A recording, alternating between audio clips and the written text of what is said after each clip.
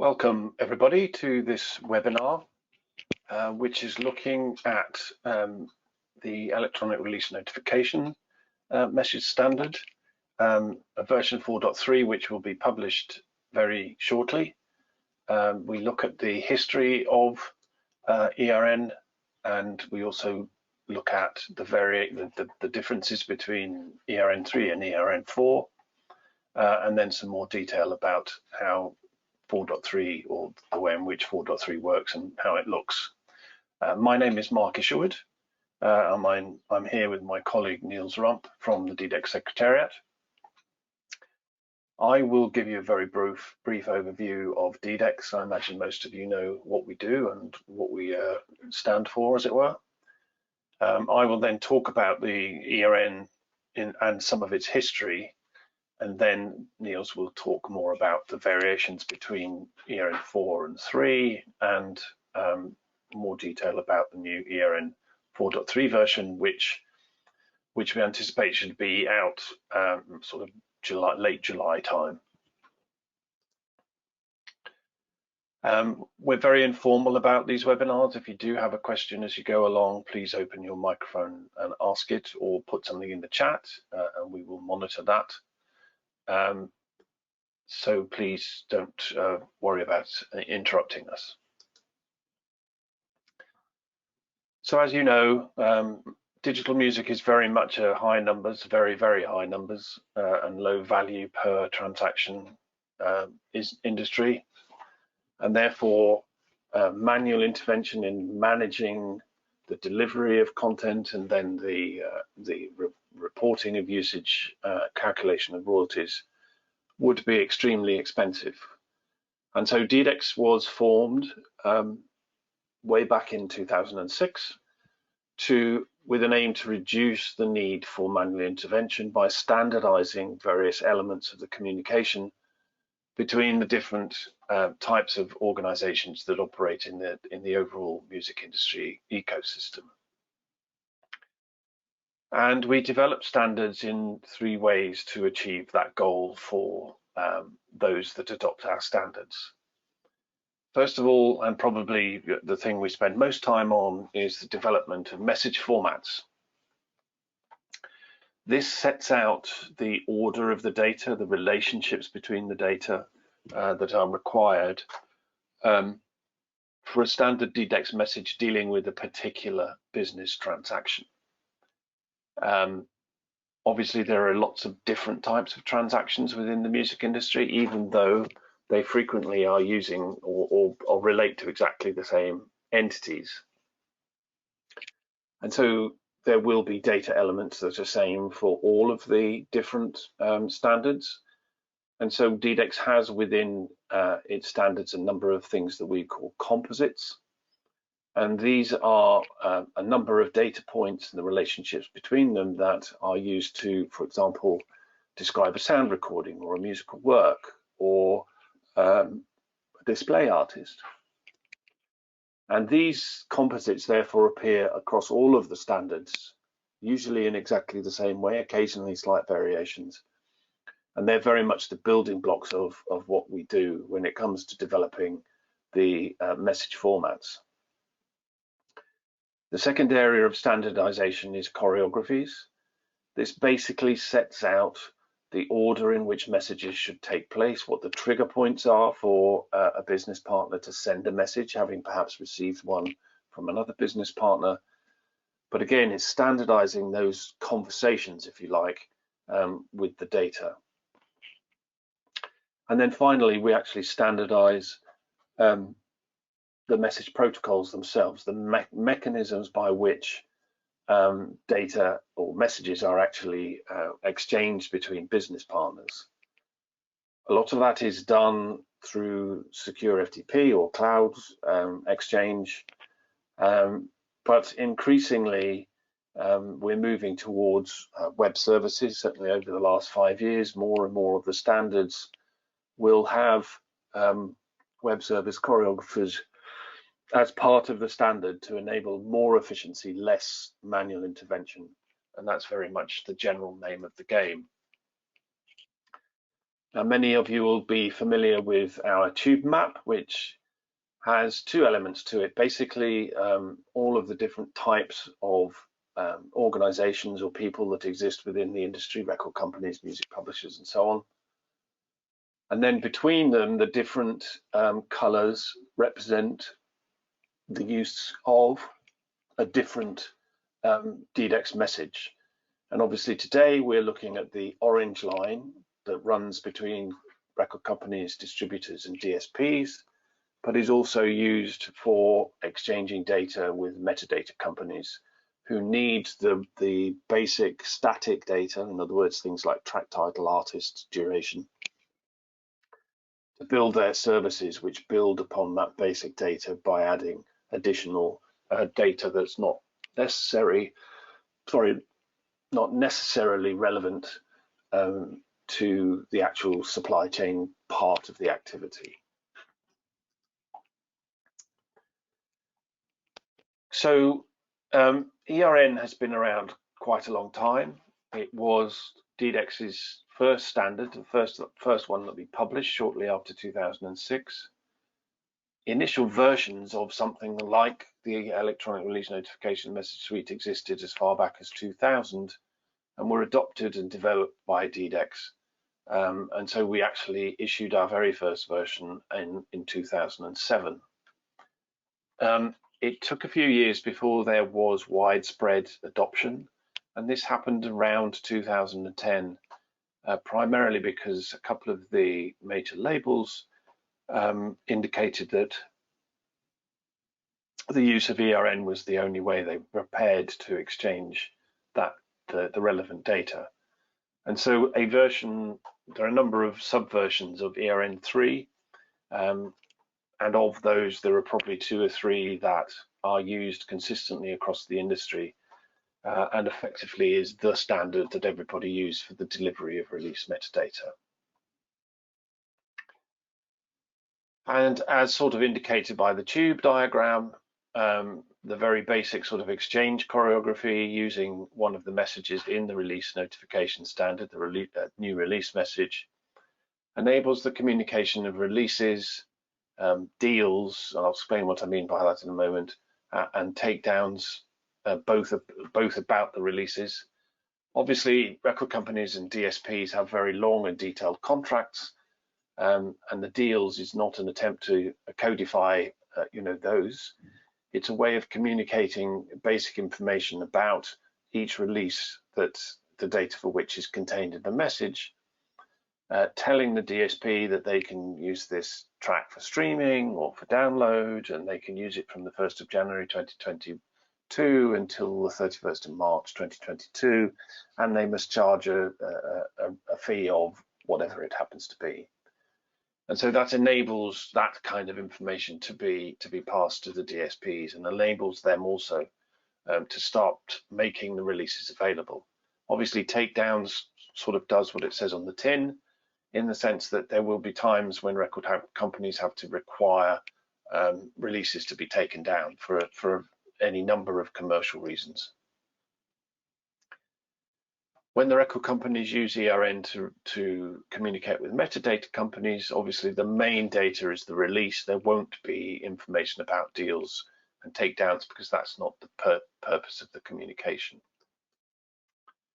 A very important thing relating to the ERN message is there what we call a statement of truth. So when a record company or distributor sends an ERN message to a DSP, any previous messages or any previous data that the DSP has had in relation to the releases contained in that message should be thrown away. It is a slightly cumbersome approach, but it assures that the DSP knows exactly where they are. They're not trying to manage update messages and get everything in the right order. And it's quite possible that you could miss a message. And so we've gone down the route of not updates, but actually this statement of truth. So if a label has more data or needs to change data about a particular release, they send a message, a complete message. The DSP junks all the data they've already got and uses the data in that particular message. And a similar approach is taken in the standard part of the standard that deals with the communication of the actual files themselves.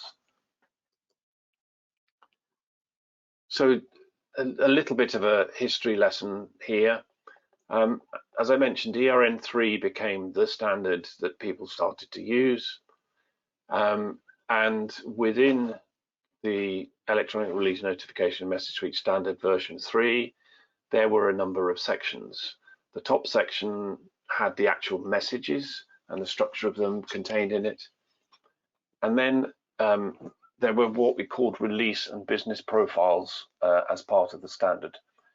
The reason for that is that to cover the whole sort of availability of releases in different business models, the messages in the message suite standard part of the standard are extremely extensive. But some DSPs, some record companies simply don't need to use all of the available fields, all of the various different ways of being able to describe a release or describe a deal. And that's why the release profiles and the business profiles were created. And they're effectively subsets of the main messages. And these were designed to allow companies that were specializing in a particular area to adopt ERN, but not to have to adopt the whole functionality of the message, because a lot of it was not necessary. And the release profiles describes different types of regular releases, including obviously an album release or a download release or a video release, whatever it happens to be. And similarly, the business profiles describe different types of business models, so that if you were only you were only as a record company allowing DSPs to have your releases downloaded, then there was a way of describing that, and you didn't need to worry about trying to describe anything else. And then, as I mentioned earlier, there were two choreography standards within the overall standard, one for SFTP and one for web services. And of the various subversions of ERN-3, ERN-3.83 was the one that was by far the most widely used. We now look again at the structure of ERN-4.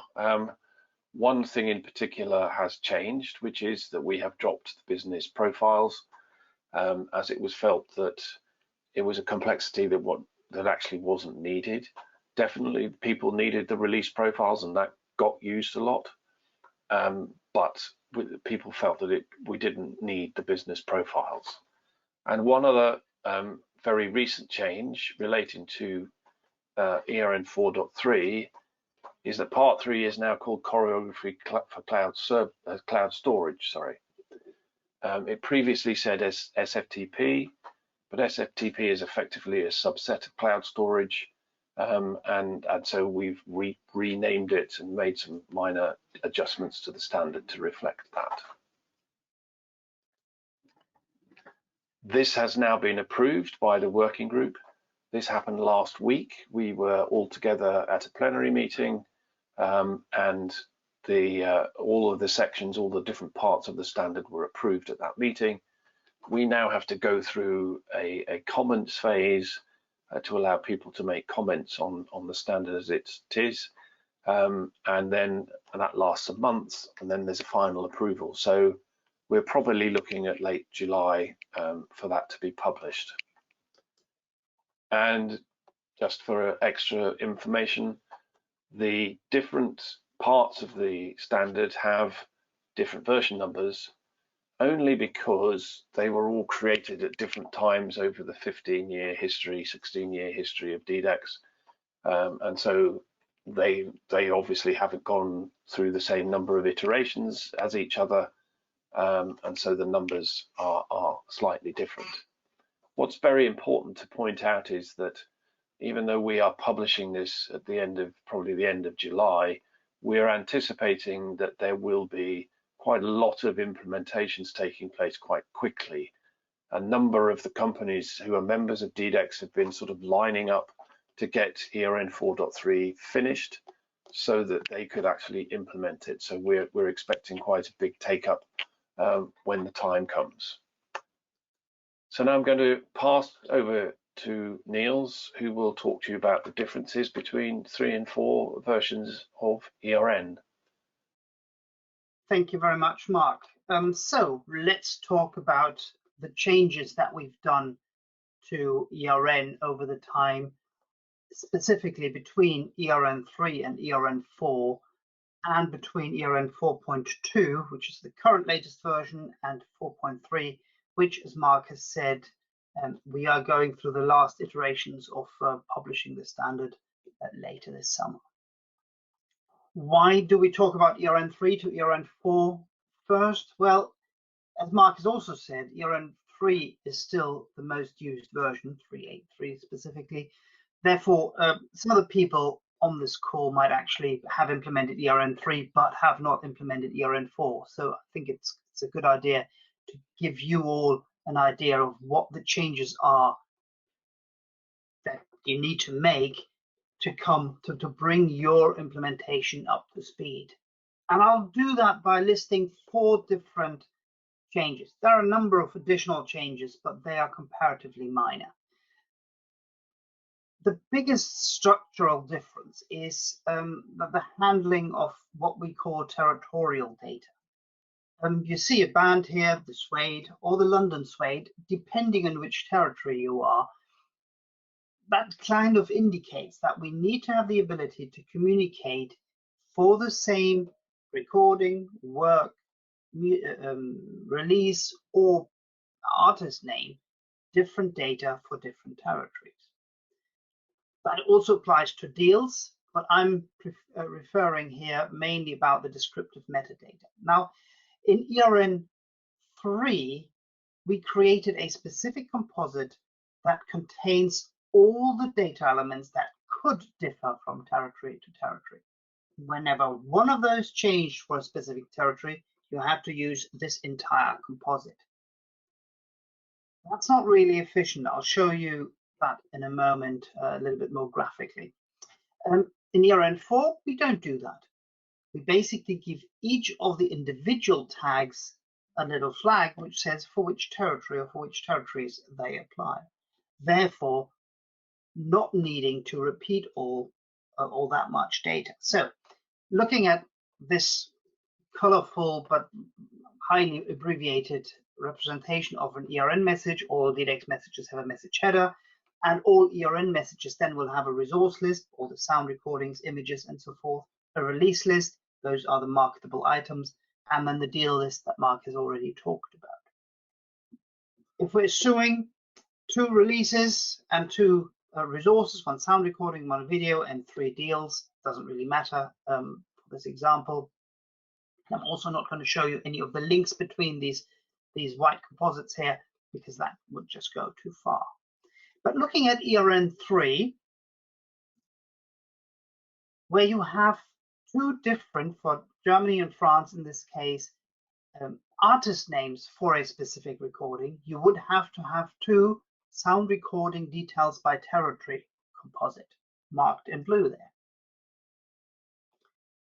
And if you have 2 different titles for the video, 1 for Germany, 1 for France, you would also need to have 2 video details by territory composites. But the title in the sound recording and the artist in the video does not change, but yet it needs to be repeated. The same applies on release level. That looks pretty ugly, doesn't it? And this is just a diagram. Just imagine how it looks like in an XML file. If we're looking at ERN-4, it's much simpler. You just list the 2 different artists in the sound recording and the 2 different titles in the video with their respective territories. Much simpler, much clearer, much less data needs to be communicated, much more efficient. And in addition, a change to ERN-3 is the introduction of this party list, but I'll come to that in a little bit.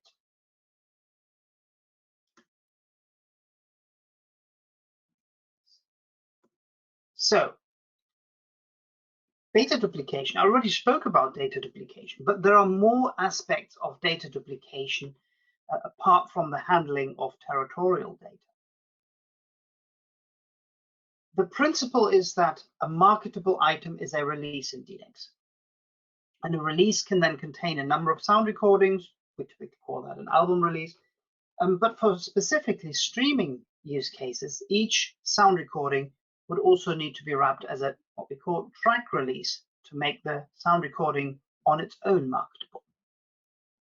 When you think about it, a track release will basically inherit most of its metadata from the sound recording.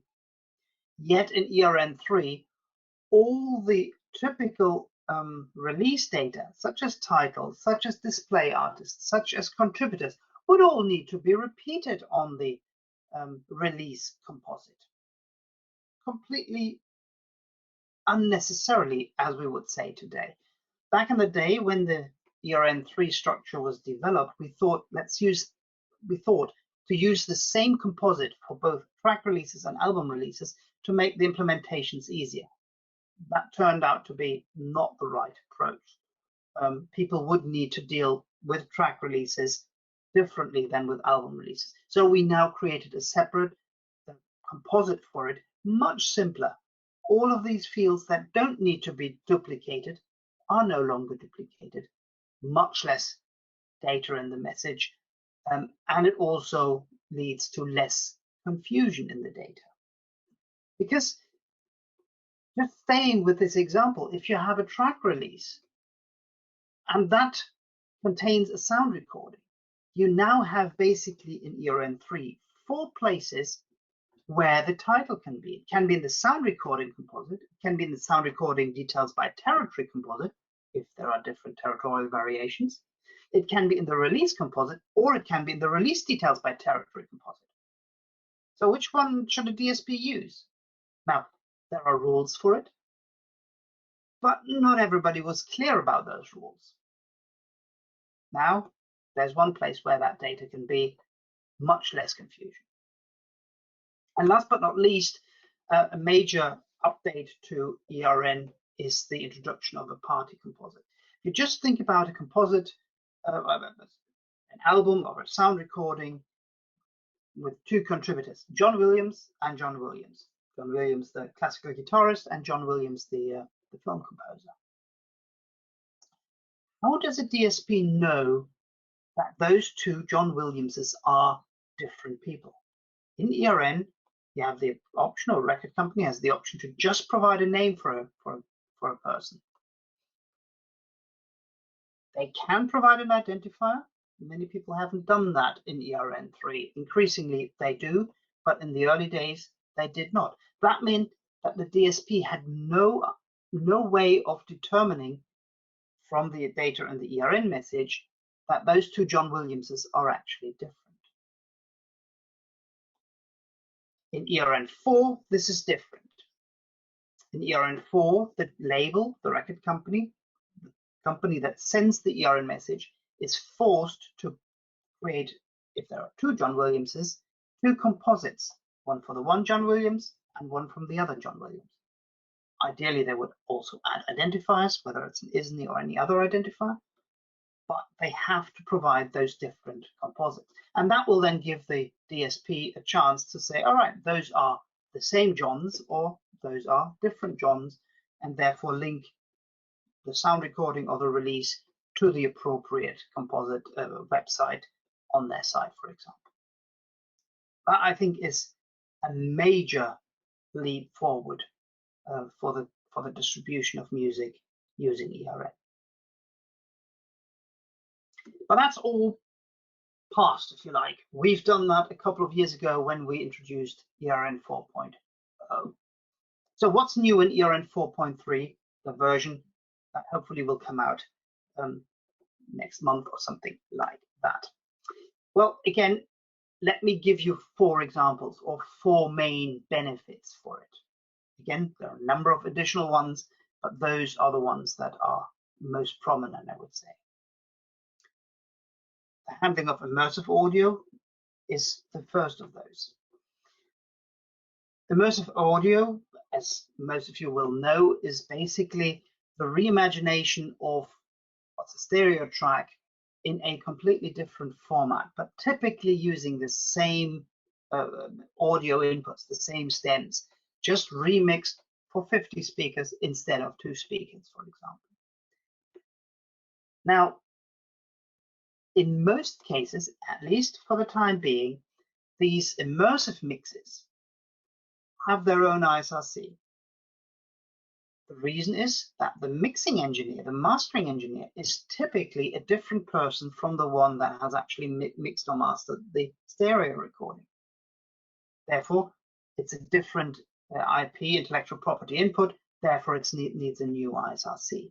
So how can we now communicate in ERN 2 editions of the same recording that may have the different ISRCs so that the DSP still considers them to be the same for presenting it to consumers?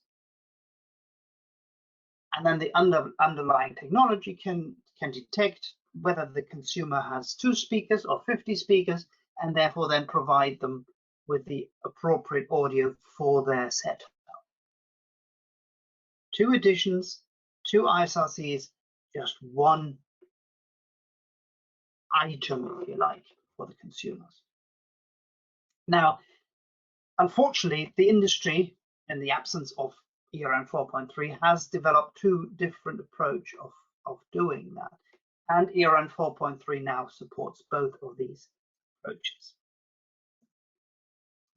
And the first approach is basically to treat those 2 editions as one recording and to create one release that can grow over time. So you have basically, I don't know, a 10-track album with 10 stereo tracks or 10 stereo editions in there. So you have the one release with the 10 sound recordings and 10 MP3 files, AAC files, or whatever it may be. And once the immersive mixes are being added to that release, the number of files will grow, but the number of sound recordings will stay the same.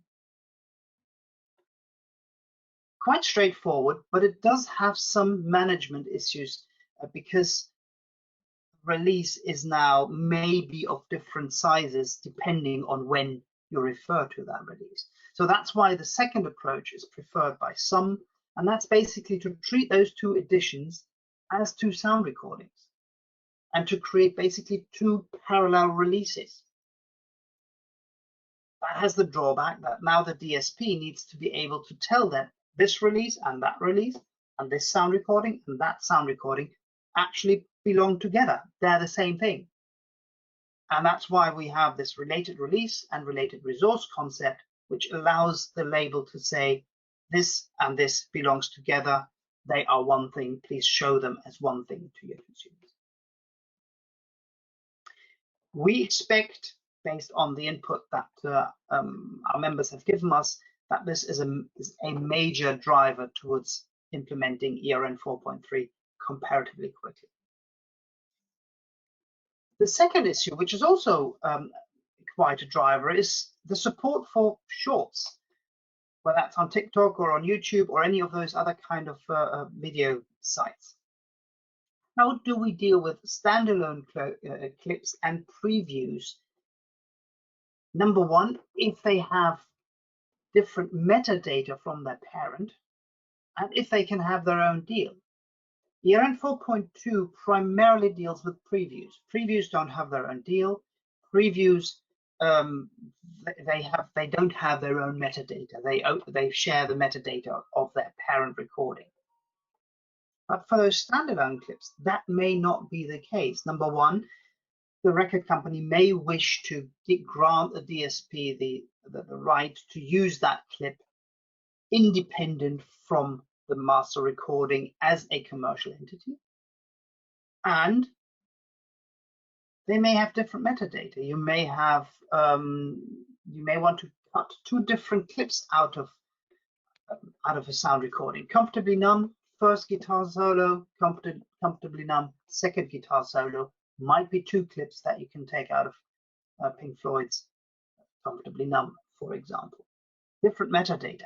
How do we handle that? Well, ERN 4.3 has rules. ERN 4.3 can handle that. This, though, those two bits that I've just talked about have an impact and an influence on the file naming convention, because we now need to have the ability to have multiple files for each edition. High-res video, for example, may come in an audio file, a video file, and a color space description file. ERN 4.2 can't really handle that. The file naming convention that we had wasn't rich enough. And secondly, some of those files may now be shared between different editions or different resources. If you have a video file, high-res video file, that contains immersive audio, and you have the sound recording of the same piece of music, you would have the same Atmos or the same PGH recording for both. So why send the file twice if it's even in the same recording, in the same album, for example? Well, we now, ERN choreography has been updated to allow referencing other sound recordings or other resource files from a specific ERN message. And we also need to have the ability to have multiple clips for each edition, as I said. All of that required a slight update in the ERN choreography. So that's why that is now becoming version 1.8, while the web service choreography that doesn't need these updates, that works with all of these changes natively, remains at 1.7. Another fun fact, the ERN choreography for FTP, or now for cloud storage, used to have a section on the SneakerNet on hard disk deliveries. That has been removed because, as far as we can see, nobody is really using that anymore. Anyway, the third item is the delivery of what we call visibility dates. Visibility dates are, if you're having, for example, an album that you want to provide to a DSP for download, a record company may provide a street date of that album for, let's say, 1st of August. But the track listing may be made available on the 1st of July. And the cover art may actually be made available on the 1st of June. That's a feature that existed already in ERN-3.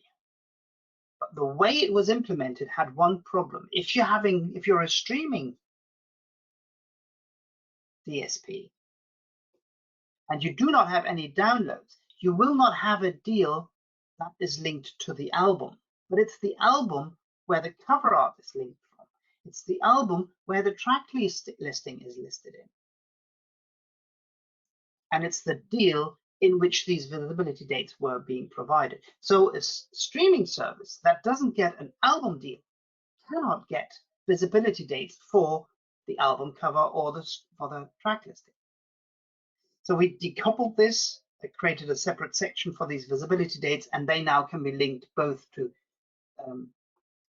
albums as well as track releases, and that works quite well. Actually, that's already part of ERN 4.2, but I think it's important enough here to mention it separately. And the last bit that I wanted to raise is classical music. Now, that's not really a big change for the XML structure itself. It's more part of the release profiles. There is a small change in that we needed to have the ability to signal whether to use the rules, the classical rules, naming rules that the release profiles contain. But apart from that, all of these changes are actually part of the release profiles, not the XML standards. It's mainly about titles and contributor information. Let me go into some more detail. First of all, Classical music and the way title and contributors are provided differ significantly from popular music. For example, a composer is important to be named and displayed all the time. That means, or we concluded that it would be best if we provided the data in basically two ways. One is display data, how the record company that provides the release message wants the data to be seen. It could be something like Beethoven: Symphony No. 9 in D minor, Opus 124, No. 4, Ode to Joy, for example. It usually takes the form composer's last name, title of work, title of movement. I say usual because if we're talking about Bach, then just the last name would not suffice because you have multiple Bachs. Or Strauss would even be worse because there are so many of them. That won't really help. So you need to have some way of differentiating them. But this is a typical way of displaying a title. But providing it like this may not work for all DSPs. For one, some have specific clients for mobile devices, and while their screens get bigger and have better resolution all the time, it's not that much real estate to play with. So maybe they want to provide the data in a different way. So if the label also provides the raw data, the last name of the composer, the title of the work, the sequence number, and the title of the movement, the DSP can compile it as they see fit and create something like this out of it. Or maybe what's in blue is what the record company wants to be displayed, but the DSP wants it more formal, therefore they use what is in orange, depending on their contractual relationship as well as their internal policies. And what we've now agreed is that a record company needs to provide both sets of data in the message. Yes, it duplicates data, but I think that because the data is directly next to each other, it's very clear that it's duplication, and the reason why it's there is hopefully also clear from this example. And the second applies to, or the second issue of note is the way contributors and display artists need to be handled. So contributors is anybody who contributes to the recording of a work or the recording itself. That's all the people in the orchestra, or at least the orchestra as a whole, or the soloists, the conductor, the composers, of course, as well, but also a tea lady or whatever, or whomever may be, have an impact on the creation of the music. And then you have display artists, which are the big names on the front of the album cover, basically a brand. Now, a brand in the popular music is typically the name of the band or the main act. For classical music, not so much. It's actually the combination out of the composer and the conductor and the orchestra and potentially the soloists. So again, a complete different way of thinking almost. So having here just gone to one of the sites and looked up one recording, you have a composer, you have a conductor, you have an orchestra, you have a choir, and you have 4 soloists. All need to be communicated as contributors with their relevant roll code. So Ludwig van Beethoven as the composer, Leopold Stokowski as the conductor, the London Symphony Orchestra as the orchestra, the choir as the London Symphony Chorus, and the 4 soloists as vocal soloists. The composer needs to be specially marked out as such, just because of the importance of it. So they need to have a display artist roll code set to composer. So that's not just the composer as a contributor, but also the composer as a brand, as a display artist. And the message even allows you to then signal whether to suppress or not suppress that data in the title as you would want to show it. You see here Ludwig van Beethoven, his full name. On the previous slide, it was just Beethoven. So actually, not just providing the name is enough. You need to provide it, or a record company needs to provide it in abbreviated form as well as in long form to cover all bases. And if you then put it all together into the XML, you need to list all the contributors and display artists in the party list. Make sure that you have full name and last name, or key name in the Western world, and for at least the composer. Then collate all the parts. The movements go to the reference title tag, the concerto goes into the grouping title tag, and then the composer name, well, you need to use the last name, obviously. You can assemble all the title parts into display title and into display title text. They work exactly the same way in classical music as they do in popular music, the difference being any subtitles that you may want to have. And then you need to list all the contributors and display artists in the message, on the sound recording, on the video, whatever it has, with that special treatment of the composer that I've mentioned earlier.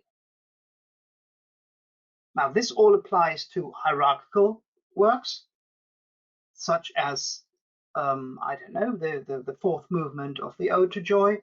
You then have movement number 4 finale, and then concerto, the data that I showed you earlier. If, however, we're not dealing with a hierarchical work, but a individual lead, for example, then you would not have the reference, the grouping title. Sorry, there wouldn't be a grouping title because there is nothing to group that sole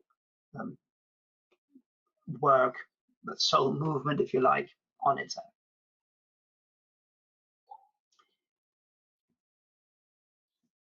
One of the things that is quite interesting is, especially for classical music, but also for popular music, is that a lot of the data that I've shown here indicates a certain richness of the information. And one thing we have learned last week, and there's actually a press release that DDEX has published on that aspect, that the more richer data a record company provides to a DSP together with the ERN message, the better the chances are that those pieces of music are actually being picked up, listened to, and enjoyed by consumers. So there was an uplift on the usage of music to the tune of roughly 10% once rich information using the MEAD standard has been delivered from record company to a DSP. I assume the same would apply if the data came from a specific metadata provider. But using richer metadata, especially for classical music, for epoch, keynote information, time signatures, instrumentation, those kind of things can make the experience for consumers much more rewarding and bring an uplift to the sale, the commercial success. So that was more or less all we have, but I just wanted to end this presentation on a slightly different note. ERN-3 is currently the most used version of the ERN standard, or in all likelihood, the best used DDEX standard, full stop. ERN is now in its third instantiation with ERN 4.3, actually the fourth instantiation. So at the last week's plenary, we have now agreed that the support for ERN-3 will end. Because ERN-4 offers significant benefit over ERN-3, I hope I have shown that to you earlier. And because some people, some implementers, are extending ERN-3 to do what actually ERN-4 has been designed to do. Slightly naughty what some people do, but there you go. But in order to bring more harmony, if you like, to the use of the standard, it's quite important that companies actually go with the time and using the latest version, because only that gives you the benefit of current ERN standard that covers today's business requirements. So once ERN 4.3 is published, ERN-3 will no longer be supported. The XSDs will still work, but over time, the standard will then be removed from the knowledge base. The articles on the knowledge base may be retired or moved to one side. And eventually, there is no specific timeline as of yet, the XSDs for ERN-3 will also be removed from our website. There will be plenty of time before that happens, and there will be plenty of warnings to our user base before that happens. But that is something that DDEX has decided at its plenary last week. That's all I had. There seem to be a number of questions. There's only one which I missed earlier on, is whether the party list is mandatory or optional in ERN-4. Oh, it's mandatory. You cannot create an ERN-4 message without having the party list. And basically, you need to have a party for each contributor and for each display artist, plus for the record company that is releasing the release and the sound recordings. So it's not optional, I'm afraid, and rightfully so, I would suggest. And the second one is about the timeline for the changes regarding ERN-3. We haven't had those discussions yet, but it will be in terms of years, not months. But there will be plenty of warning.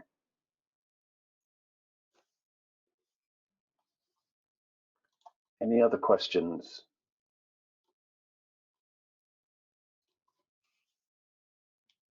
Okay. Well, thank you very much for. We have a question: are party IDs required? Niels?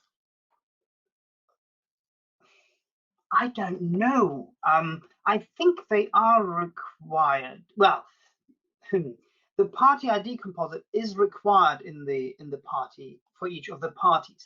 However, because DDEX supports a number of party IDs, whether that's ISNI, that's the one that I would suggest people use, but not everybody uses them and has them. It can be an IPN, it could be an IPI, or could be a proprietary ID. IPI being the interested party identifier used predominantly for by CSAC and music rights societies for composers, and IPN being the international performer number for, well, performers. Since we don't know which of those are available, you can theoretically get away with having an empty party ID composite in it. I would say that is seriously frowned upon, though. The profile standard says that you have to have an identifier for each of the parties that are in the list. So XML does allow you, with a little bit of trickery, to not have it, but the profile says that you should have a party ID for each party. Okay, there's a question here about MEAD.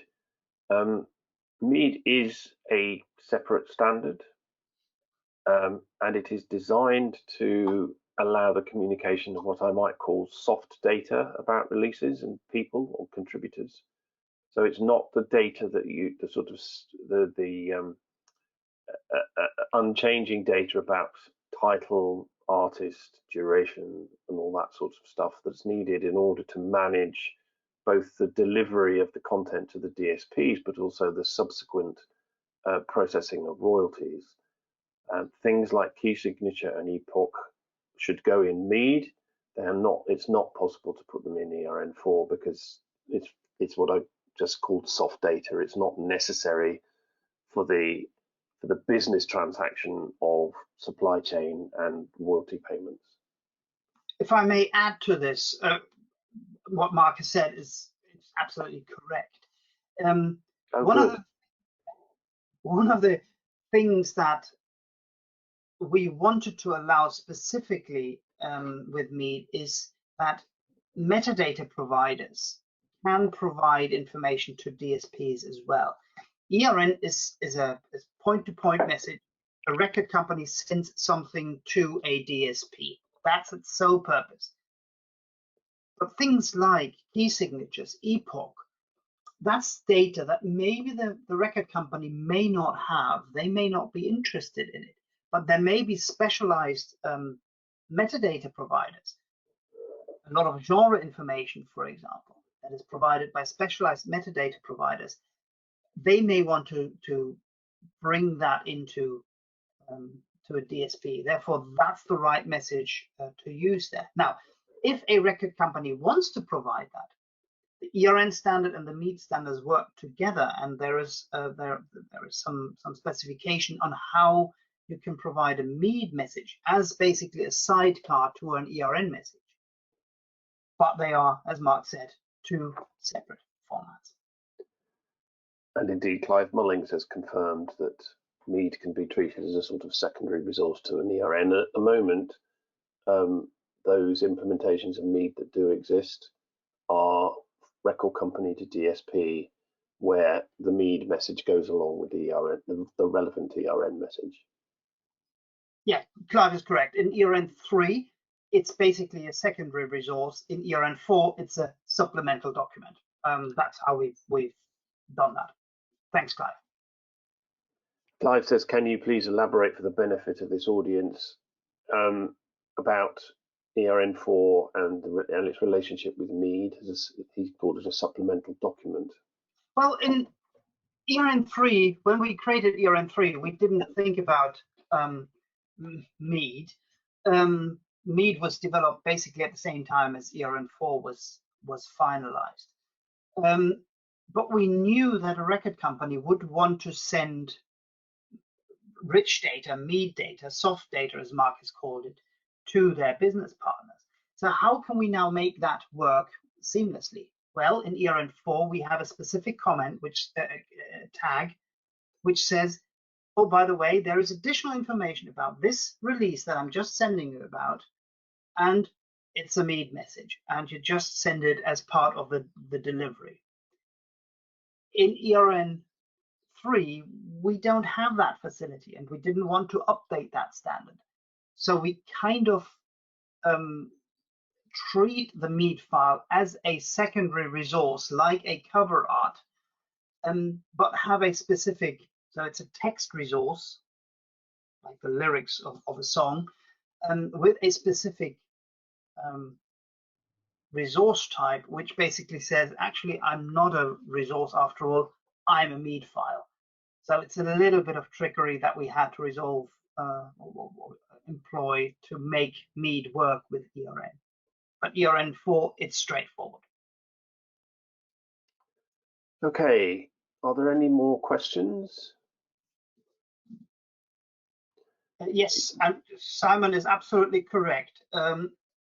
If I were a DSP, I could receive an ERN message from a record company that comes with a MEAD sidecar, and at the same time, I receive from 3 different metadata providers additional MEAD messages about the same recording, about the same musical works, or a PI message. We haven't talked about PI. PI is basically MEAD for parties. I then get a PI message about the composer or the band that we're talking about. I then just need to make sure that all of that data is somehow amalgamated on my site and then presented to the consumer. Okay. Well, thank you all very much for attending, and also for the very interesting and insightful questions.